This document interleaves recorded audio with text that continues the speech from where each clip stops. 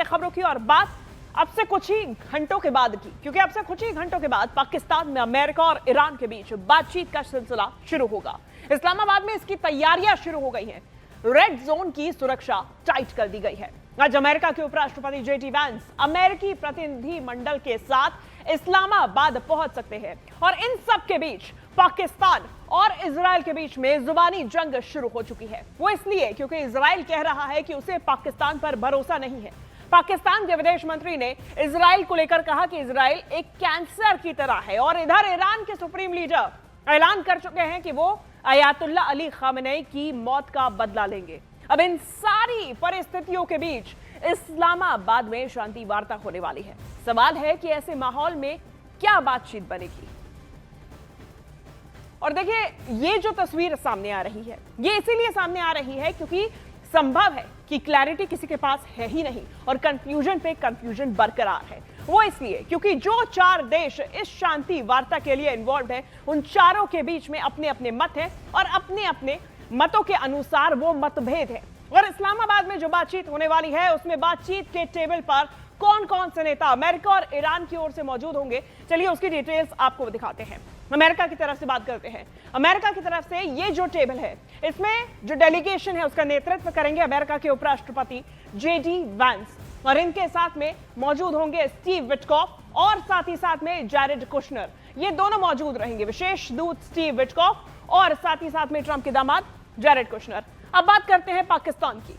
पाकिस्तान में विदेश मंत्री अब्बास पाकिस्तान में जो मध्यस्थता हो रही है उसमें ईरान की तरफ से भी जो डेलीगेशन मौजूद रहेगा उसकी भी बात करेंगे। और चूंकि पाकिस्तान में ये पूरी वार्ता हो रही है तो पाकिस्तान की तरफ से भी प्रधानमंत्री शहबाज शरीफ मौजूद रहेंगे। साथ ही साथ में ईरान की तरफ से अब्बास अरागाची जो कि ईरान के विदेश मंत्री हैं वो मौजूद रहेंगे। जो स्पीकर हैं गालिबाफ, मोहम्मद बागर गालिबाफ, वो भी मौजूद रहेंगे और साथ ही साथ में SNSC मोहम्मद बागर जोलगर हड्र भी मौजूद रहेंगे। तो ये जो है ये टेबल ऐसा कुछ दिखाई देगा। अब ऐसे में इस बातचीत से पहले बात करें ट्रू की और जो सामने आ रहा है सीजफायर के बाद में इस्लामाबाद में जो बातचीत होनी है, उसमें बातचीत के बाद में अब सीजफायर की खबरों को लेकर भी कई जानकारी सामने आ रही है, जिसके बाद में अमेरिका और ईरान के बीच में बातचीत पर सस्पेंस बरकरार है। इसी बीच ईरानी बातचीत के लिए पाक आने के दावे को गलत बता रहे हैं।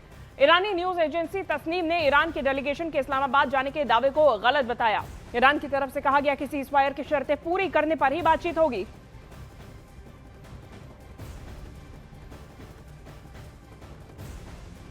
और ये बड़ी जानकारी सामने आई है जहां ईरानी न्यूज एजेंसी की तरफ से, तस्नीम की तरफ से बहुत बड़ा दावा सामने आया।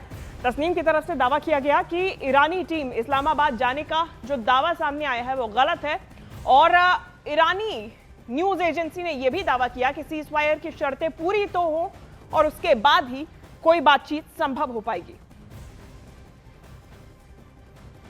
और इस बातचीत से पहले ट्रू फॉल्स यानी कि सच और झूठ का खेल भी शुरू हो गया है। ऐसा इसलिए क्योंकि ईरान और अमेरिकी मीडिया अपने अपने दावे कर रहे हैं, एक दूसरे के दावे को झूठा बता रहे हैं। सबसे पहले देखिए कि अमेरिकी अखबार वॉल स्ट्रीट जर्नल की तरफ से क्या दावा किया गया है, जो कि अमेरिकी अखबार है, और तस्नीम जो कि ईरानी न्यूज एजेंसी है उसकी तरफ से क्या दावा है वो भी बताएंगे।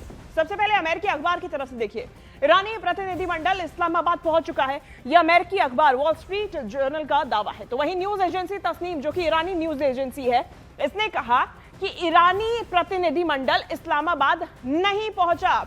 वॉल स्ट्रीट जर्नल का दावा है कि इस्लामाबाद में ईरानी टीम का विमान जो है वो लैंड हो चुका है। यह दावा वॉल स्ट्रीट जर्नल की तरफ से, अखबार की तरफ से किया गया। न्यूज एजेंसी, ईरानी न्यूज एजेंसी तस्नीम कहती है कि लेबनान पर हमले रुकने तक ही बातचीत हो पाएगी।